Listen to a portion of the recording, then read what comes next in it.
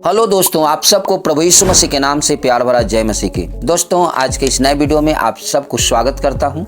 दोस्तों, बहुत से ऐसे मसीह भाई बहनों का मानना होता है और कहना होता है कि हम परमेश्वर से प्रार्थना करते हैं, लेकिन परमेश्वर पिता हमारी प्रार्थना का उत्तर और जवाब नहीं देते हैं। तो दोस्तों, आज मैं इसी विषय में आप सबों को बात करूंगा कि आपकी प्रार्थना को क्यों नहीं है जो परमेश्वर पिता उत्तर दे पा रहे हैं, क्यों आपकी प्रार्थना को प्रभु नहीं सुन पा रहे हैं, क्या कारण है, कौन सी ऐसी गलती आपसे हो रहा है कि जिसके कारण है जो आपकी प्रार्थना का है जो उत्तर नहीं मिल पा रहा है, आपकी प्रार्थना का जवाब नहीं मिल पा रहा है। तो प्रिय दोस्तों, आप मेरे साथ वीडियो में बने रहें और वीडियो अंत तक देखें, ताकि आज मैं उस गलती के विषय में आप सबों को बता सकूं और बाइबल के वचन से बताऊंगा कि कौन ऐसी गलती है जिसके कारण आपकी प्रार्थना नहीं सुनी जा रही है।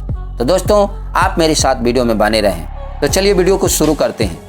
तो दोस्तों, आज मैं 5 ऐसी गलती को आप सबों को बीच में लेके आया हूँ जिसके कारण है जो परमेश्वर आपकी प्रार्थना नहीं सुनते हैं, आपकी प्रार्थना का उत्तर नहीं मिल पा रहा है। जैसा कि प्रियो, मैं एक एक करके वो 5 गलतियां को बताऊंगा। तो पहला गलती है कि परमेश्वर के राज्य की खोज आप नहीं कर रहे हैं। आप परमेश्वर के राज्य को खोजना नहीं चाह रहे हैं और परमेश्वर से आप प्रार्थना करके मांगते हैं और आपका प्रार्थना का उत्तर नहीं मिलता है, प्रार्थना आपके परमेश्वर पिता नहीं सुनते हैं। जैसा कि इस विषय में यीशु मसीह ने साफ साफ कहा है कि हमें सबसे पहले परमेश्वर के राज्य को खोजना होगा। अगर जो भी वस्तु की जरूरत है, जो भी चीज की आवश्यकता है, तो हमें परमेश्वर की राज्य की खोज करेंगे, तभी है जो हमारी आवश्यकताएं और हमारे जो भी वस्तु की जरूरत होगी वो हमें मिलेगा।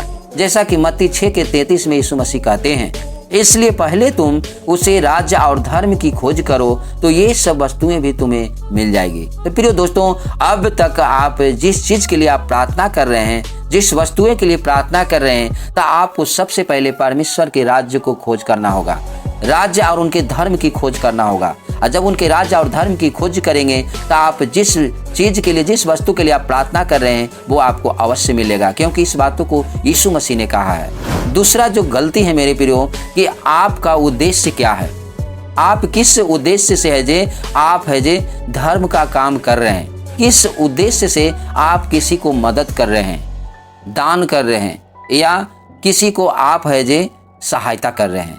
जैसा कि प्रियो, इस विषय में यीशु मसीह ने साफ साफ कहा है कि हमें और आपको सावधान रहने की जरूरत है। कहा है मत्ती 6:1 में कि सावधान रहो, तुम मनुष्यों को दिखाने के लिए अपने धर्म का काम न करो, नहीं तो अपने स्वर्गीय पिता से कुछ भी फल ना पाओगे। तो प्रियो दोस्तों, यहाँ इस विषय में यीशु मसीह ने साफ साफ सावधान रहने के लिए कहा है कि हमें अगर किसी को मदद करते हैं, किसी को सहायता करते हैं, या आप कलीसिया में जाके दान दशवांश देते हैं, तो आपको है जे किसी को दिखाने के लिए और ढिढोरा पीट के प्रचार करने के लिए और उसे है जे लोगों को बताने की जरूरत नहीं है।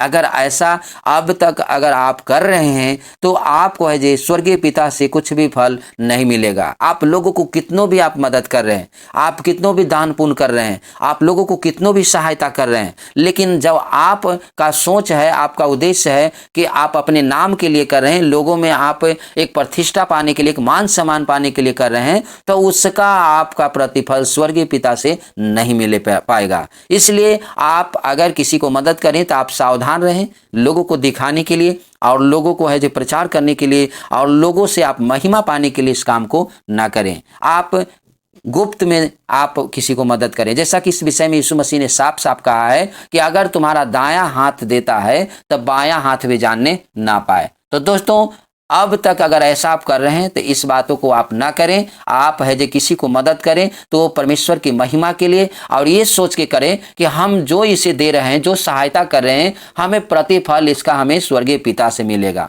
हमें परमेश्वर से प्रतिफल मिलेगा, इसका आशीष हमें परमेश्वर देगा, क्योंकि हम परमेश्वर के राज्य और धर्म के लिए काम कर रहे हैं। तीसरा जो गलती है मेरे प्रियो, कि दूसरों को गलती को माफ न करना।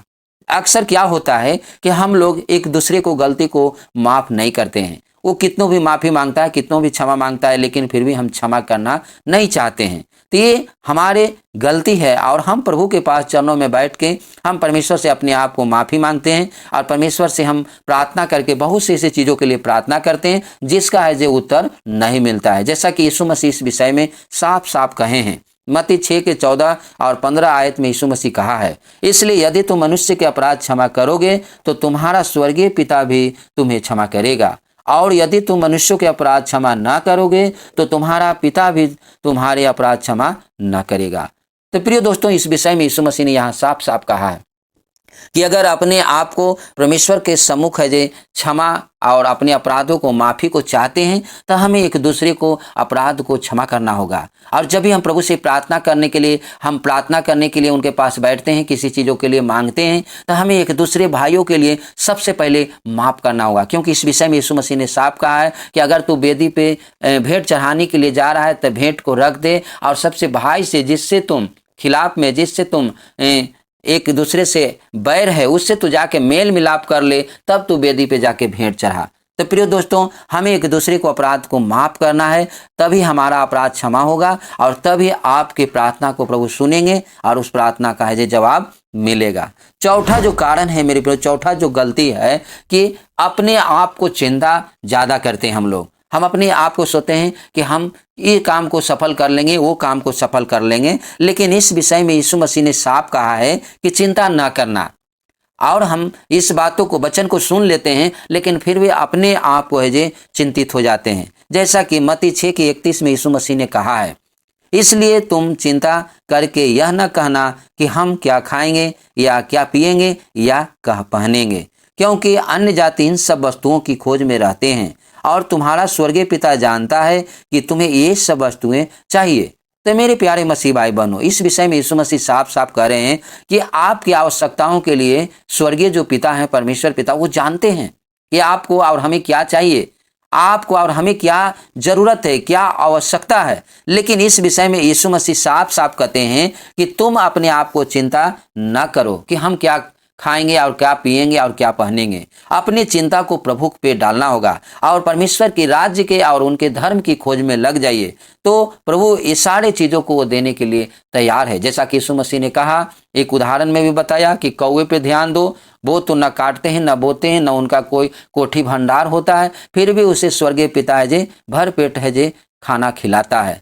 तुम तो कौवे से बढ़ करके हो। तो प्रियो दोस्तों, हम सब उस पक्षियों से और उस सारे जीव जंतुओं से बढ़ करके प्रभु ने हम सबों को अपने स्वरूप एवं समानता में बनाया है। इसलिए परमेश्वर पिता चाहता है कि हमारी आपकी जो चिंता है प्रभु के चरणों में सौंप दें और उनके राज्य और उनके धर्म के खोज में लग जाएं, ताकि जितने भी हमें और आपकी आवश्यकताएं हैं उस सब वस्तुएं हैं जो हमें मिले। क्योंकि यीशु मसीह यहाँ साफ कहते हैं कि तुम्हारा जो स्वर्गीय पिता है यह जानता है कि तुम्हें ये सब वस्तुएं चाहिए। जानता है वो स्वर्गीय पिता कि खाने के लिए आपको भोजन चाहिए, पहनने के लिए कपड़ा चाहिए, रहने के लिए घर चाहिए। ये सारी चीज़ों को परमेश्वर पिता जानते हैं। पांचवा जो गलती है मेरे प्रियो, पांचवा जो कारण है कि हम एक दूसरे के ऊपर दोष लगाते हैं, जबकि इस विषय में यीशु मसीह ने साफ कहा है कि दोष न लगाना। एक दूसरे के ऊपर दोष मत लगाओ ताकि तुम्हारे ऊपर भी दोष न लगाया जाए। जैसा कि यीशु मसीह मत्ती 7:1 आयत में कहते हैं और 2 आयत में कहते हैं, दोष मत लगाओ कि तुम पर भी दोष न लगाया जाए, क्योंकि जिस प्रकार तुम दोष लगाते हो उसी प्रकार तुम पर भी दोष लगाया जाएगा, और जिस नाप से तुम नापते हो उसी से तुम्हारे लिए भी नापा जाएगा। तो मेरे प्यारे मसीह भाई बहनों, यहाँ हम आपको इस वचन से यही हम आपको प्रभु यीशु मसीह बता रहे हैं कि हमें एक दूसरे के ऊपर दोष नहीं लगाना है, एक दूसरे भाई के ऊपर दोष नहीं लगाना है, क्योंकि दोष लगाने से पहले अपने आप को देखना है कि हम कितना दोषी हैं। यीशु मसीह ने साफ कहा है कि तुम दूसरे के आँख के तिनका तो देख रहे हो, लेकिन अपने आँखों को नहीं देख पा रहे हो कि तुम्हारे आँख में कितना बड़ा लट्ठा है जो भरा हुआ है।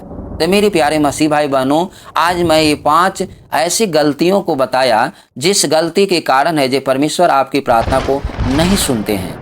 अगर अपने आप को, मन को जांचें और हृदय से इस 5 गलतियों को देखें कि कहीं आपके अंदर भी तो ये 5 गलती नहीं आप कर पा रहे हैं, जिसके कारण अब तक आपकी प्रार्थना को प्रभु नहीं सुन पा रहे हैं और आपका प्रार्थना का प्रतिफल आपको नहीं मिल पा रहा है। क्योंकि इस विषय में यीशु मसीह ने साफ कहा है कि मांगो तो तुम्हें दिया जाएगा, ढूंढो तो तुम पाओगे और खटखटाओ तो तुम्हारे लिए खोला जाएगा। देने के लिए यीशु मसीह ने साफ कहा है, प्रार्थना को सुनने के लिए साफ कहा है। उसने तो साफ यीशु मसीह ने कहा है कि तुम मांगो तो तुम्हें दिया जाएगा। अगर अब तक आप मांग रहे हैं और आपको नहीं मिल पा रहा है तो आप अपने आप को जांच के देखें कि कहीं आपके अंदर ये 5 गलतियां तो नहीं हो पा रही है, जिसके कारण आपका प्रार्थना प्रभु नहीं सुनते हैं। तो दोस्तों, मैं आशा करता हूं कि आज के इस वीडियो से आपको प्रभु ने आशीष दे दिया है और परमेश्वर आपको बहुतायत से आशीष दे। अगर वीडियो अच्छा लगा तो वीडियो को लाइक कर दें, चैनल पे नए हैं तो चैनल को सब्सक्राइब करके बेल आइकन ऑल को जरूर दबा दें, ताकि अगले वीडियो जब भी डालूं आप तक आसानी से पहुंच सके। तो दोस्तों, मिलते हैं अगले वीडियो में, तब तक आप अपना ख्याल रखें। आप सबको जय मसीह की। God bless you.